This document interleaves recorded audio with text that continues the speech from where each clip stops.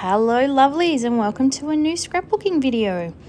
So this is actually a layout based on a sketch, I think back in January. Can you believe we're in March? People, what's going on?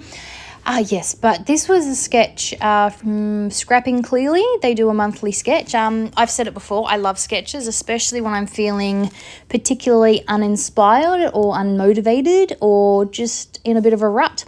I find they just really help get the mojo going, so I do love a good sketch. And it also helps me, it takes the brain work out of it, I guess. All I got to do is pick some supplies. And I always find, without fail, that when I take inspiration from a sketch, I tend to deviate quite a lot. So it doesn't always end up looking like the sketch, which is what I love, because then I can reuse that sketch. And it's also a way of, even though you followed a sketch and took inspiration from that, it's coming, it's becoming your own. So this is a collection of pictures of lovely Ruby. And she's got many different faces in this, in these photos. But what I really wanted to focus on was her shirt. And her shirt says, "I'm the crazy sister you were warned about." And there's never been a more perfect shirt for Ruby. So that's actually what my title ends up being. But for the moment, I've just, what I did is I made a collage on Canva, actually. I had a 4x6 white document, and then I put my photos on that. So that's how I've ended up with 3 smallish photos on my, as my centerpiece on my 4x6, and then I printed it on my photo printer. That is what I tend to do if I don't want 3x4 photos or a 4x6. I use Canva. Use a 4x6 black document, and then I know it's going to print 4x6 wise when I print it on my selfie. I really loved this big chunk here because the sketch called for a flag, a banner piece on the left hand side, but it wasn't long enough. The one I use ends up being thinner and a lot skinnier. I don't love it. I do love the big chunky one more, but yeah, it just, with my background pieces, it wasn't big enough to see the banner shape, and yeah. So I just go with the skinnier one. This is actually the last piece of this paper I had, and these were just some offcuts. I'm really big on trying to use up my stash at the moment. So I go and get random things out of my stash, and I'm trying to use them up.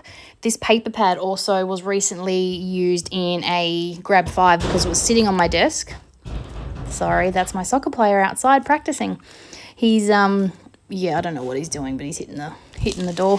So if you hear any loud bangs, excuse that.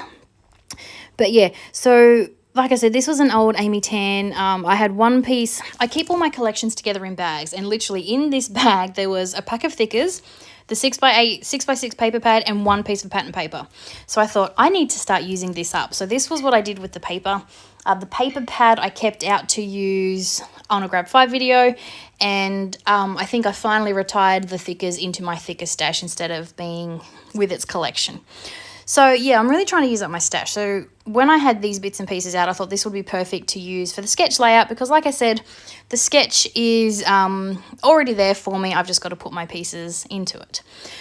So I'm just using my scissors. I have a distresser tool somewhere. Couldn't tell you where it is. Every time I want to use it, I can't find it, and whenever I don't need it, it appears. So yeah, I just use my scissors.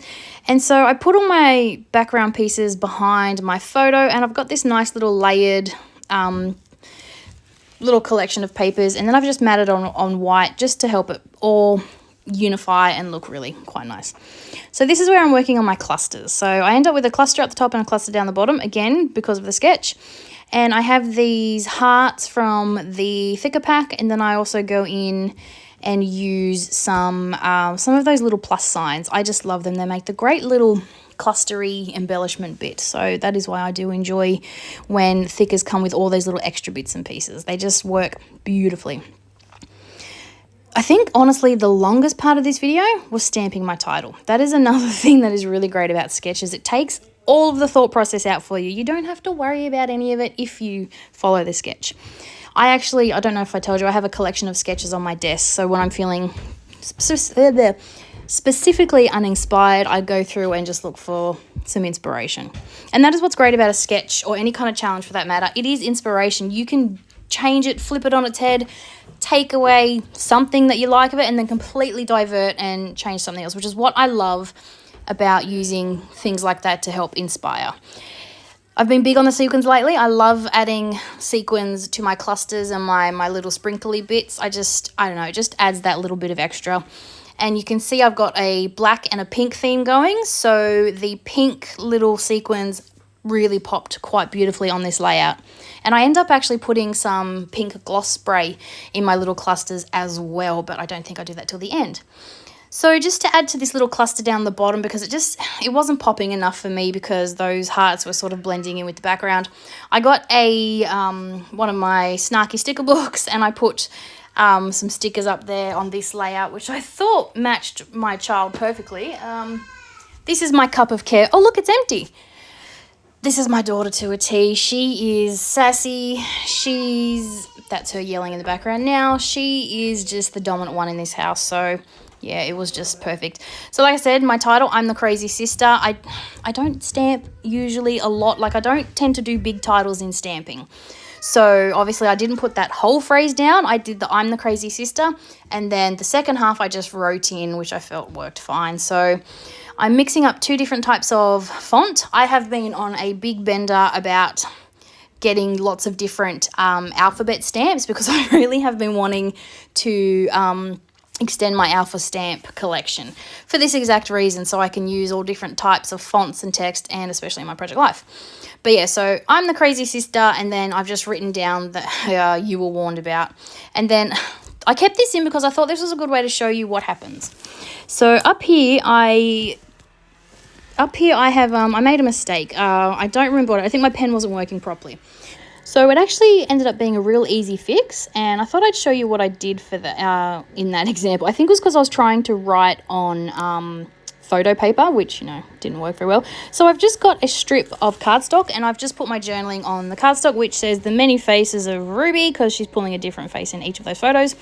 And then I've just stuck that down over the top, and that worked great for me. 1, it looked like it was intentional, and 2, it covered up my mistake.